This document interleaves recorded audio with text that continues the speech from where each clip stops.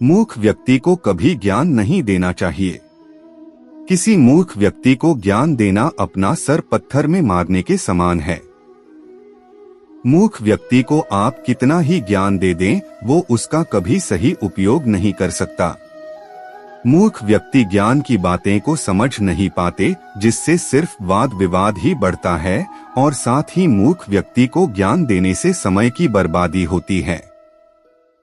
बुद्धिमान व्यक्ति को अपनी सोच वश में रखनी चाहिए। चाणक्य नीति के अनुसार बुद्धिमान व्यक्ति को अपनी सोच इधर उधर की बातों और फालतू के कामों में नहीं लगानी चाहिए। इससे बुद्धि का ह्रास और अज्ञानता का प्रसार होता है। बुद्धिमान व्यक्ति को अपनी सोच हमेशा सही कामों और ज्ञान की बातों में लगानी चाहिए।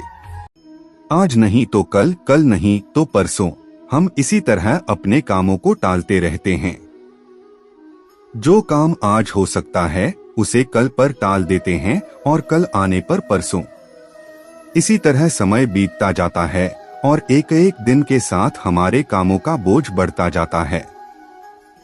जैसे जैसे हमारे कामों का बोझ बढ़ता जाता है तो हम उन कामों को करना ही छोड़ देते हैं और ऐसे में कई बार हम अपने जरूरी काम भी नहीं कर पाते और फिर बाद में उसी का अफसोस करते हैं। अपने काम को टालते रहना या फिर हर काम में काम चोरी करना असफल लोगों की निशानी है। जो काम आप आज और अभी कर सकते हैं उसे कभी भी कल पर ना टालें। अपने आलस को अपनी जिंदगी से दूर रखकर उस काम को आज ही निपटा लें। डेविड कॉपरफील्ड किताब में चार्ल्स डिकेंस कहते हैं, मेरी सलाह है कि जो काम आप आज कर सकते हैं उसे कल पर ना छोड़े। टालमटोल का रवैया समय का सबसे बड़ा चोर है। दो बेवजह का डर क्यों? एक बात से जुड़ी कई बातें होती हैं। उनमें कई आशंकाएं और संभावनाएं छिपी होती हैं। लेकिन उदासी के पलों में हमें केवल डर दिखाई देता है। हम अपने डर पर ज्यादा भरोसा करने लगते हैं। कई बार हमारा डर हमें भविष्य में होने वाले खतरों से बचाता भी है, पर कई डर बेमतलब के होते हैं।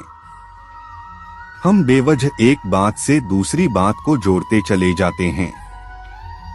मनोविज्ञानी कहते हैं, डर भी एक फीलिंग है, एक रासायनिक प्रतिक्रिया है। मन में छुपा रहने वाला हर डर सही साबित नहीं होता। कोई अगर आपको ज्यादा परेशान कर रहा है तो उससे ध्यान हटाने की कोशिश करें। किसी दूसरी चीज के बारे में सोचने की कोशिश करें। अपने वेल विशर्स से बात करें। उस समस्या से जुड़े अनुभवी लोगों से बात करें। डर हमेशा हमारे मन में रहता है। हो सकता है कुछ बुरा हो भी जाए, पर होगा ही, ये जरूरी नहीं है। अपने डर को स्वीकार करें, पर हमेशा उसे अपने साथ ना रखें। अपनी परेशानी किसे बताएं? कुछ लोगों की आदत होती है कि कोई प्रॉब्लम आने पर वो किसी से भी उसके बारे में बातचीत करना पसंद नहीं करते। पर एक सच ये भी है कि कभी कभी अपनी परेशानी किसी दूसरे को बता देने भर से ही मन हल्का हो जाता है। और हो सकता है कि बातों ही बातों में उसका भी निकल आए।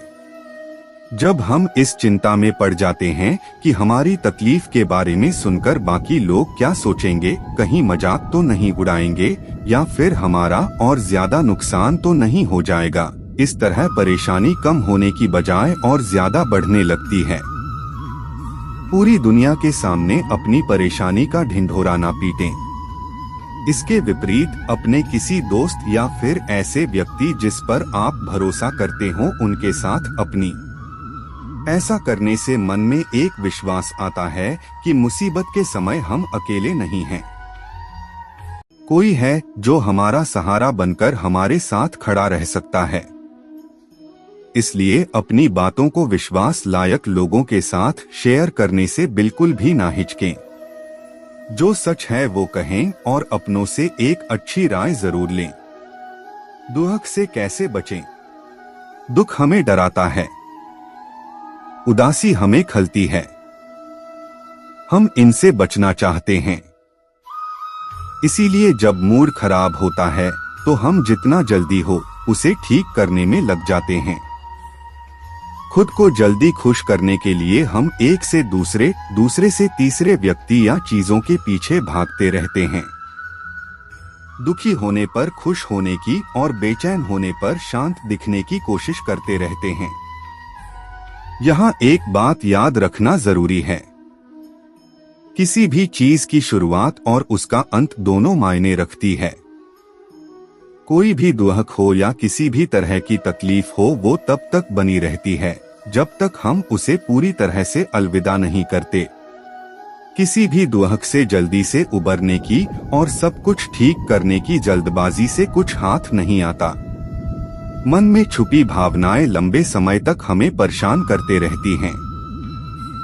इसलिए तकलीफ को स्वीकार करना, उसका सामना करना जरूरी होता है। कुछ दुख ऐसे भी होते हैं जो कभी नहीं जाते, लेकिन समय के साथ उस दुख से, उससे जुड़ी भावनाओं से हम संतुलन बनाना सीख जाते हैं। मनोविज्ञानी एमी जॉनसन कहती हैं, हर चीज हमारे काबू में नहीं होती। ऐसा करने की कोशिश करना हमें तनाव में डाल देता है।